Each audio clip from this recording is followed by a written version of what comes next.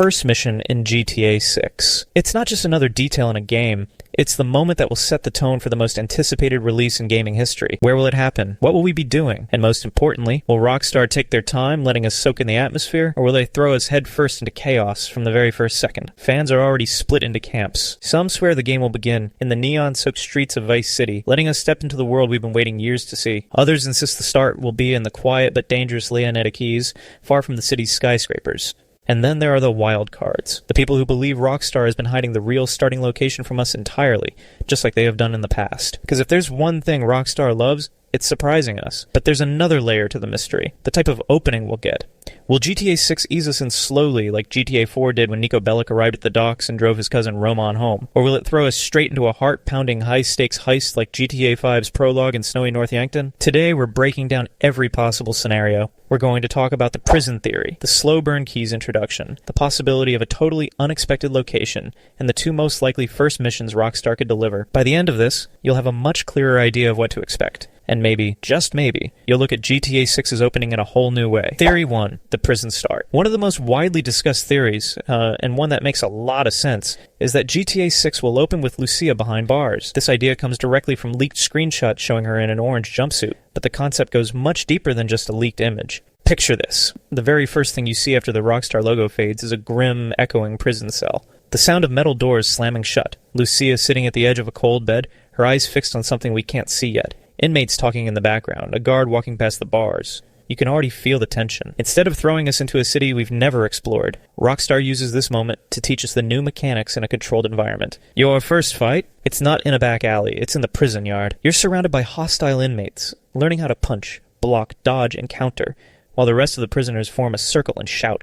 Maybe a gang inside the prison tries to test her on her first day. Maybe she stands up for herself and earns their respect, or their hatred. After that, the game could slowly expand your freedom. Maybe you take part in small side jobs inside the prison, learning stealth mechanics as you sneak past guards, or working with another inmate to smuggle something across the yard. Then something happens, either a breakout sequence orchestrated by Jason, or a scripted event that leads to her release. From a gameplay perspective, this is brilliant. It's an isolated, distraction-free tutorial that lets new players get comfortable, while also giving returning fans a taste of the drama before unleashing the full map. And for story purposes, it immediately builds a connection to Lucia, the first female protagonist in GTA history. By the time she walks out of those prison gates, we'll know her, we'll respect her, and we'll be ready to follow her story. Theory 2, Jason's small-town beginning. The second major theory is a slower, more grounded start, beginning the game as Jason in the Leonida Keys. The Keys are a smaller, more confined section of the map, the perfect place for Rockstar to slowly introduce us to GTA 6's world. If you've played GTA 4, you'll remember how Nico's first mission was simply driving Roman home, giving players a chance to see Liberty City at their own pace. San Andreas did something similar. CJ's return to Los Santos wasn't guns blazing, it was a simple bike ride through the neighborhood. These kinds of openings give you time to breathe, to notice the little details, to feel the game's atmosphere before the chaos hits. In GTA 6, Jason's small-town life could be our starting point. We might do a few small jobs for Brian, collecting money, delivering packages, maybe getting into a bar fight to introduce basic combat. We could learn how Jason operates, see where he lives, and get a sense of his personality. Then, after a handful of missions, Jason gets the call. Lucia is out of prison. This becomes the big turning point where the pace shifts from slow and steady to fast and chaotic. It's the perfect pacing strategy. Start small, build familiarity, and then throw the player into the deep end. Theory 3, the unexpected start. Here's where things get really interesting. What if Rockstar is tricking all of us? They've done it before. GTA 5's marketing barely showed North Yankton, yet that's exactly where the game began. Red Dead Redemption 2's trailers hardly mentioned the snowy prologue, and yet it became one of the most iconic openings in gaming. So what if GTA 6's first mission isn't in Vice City or the Keys at all? What if we start miles away from the main map? It could be in the rugged mountains of Mount Caliga, in the industrial port town of Port Gellhorn, or even in a flashback to Liberty City, since we know Lucia has roots there. Imagine starting in a place we never visit again. It's visually distinct, maybe even in a completely different climate. The harsh environment forces us into high-stakes situations right away, and when it's over, we transition to the warm but vibrant Vice City we've been waiting for. It would be the ultimate bait and switch, something Rockstar is notorious for. The first mission, two big possibilities. When it comes to the actual first mission, Rockstar's history tells us one thing. The prologue and the tutorial will likely be fused into one. And I see two clear ways this could go. The first is the prison break scenario. The game opens with Lucia being arrested.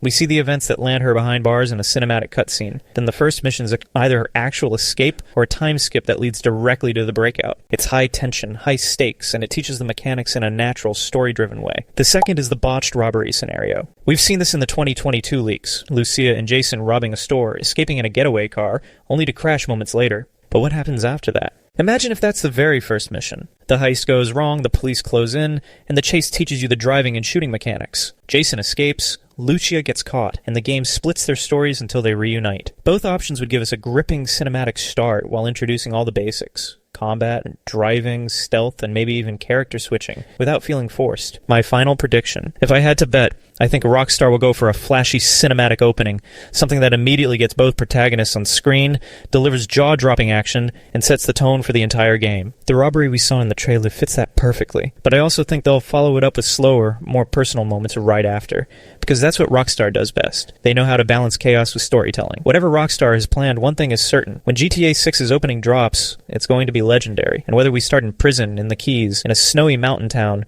or in a city we didn't expect, the first mission is going to be talked about for years to come.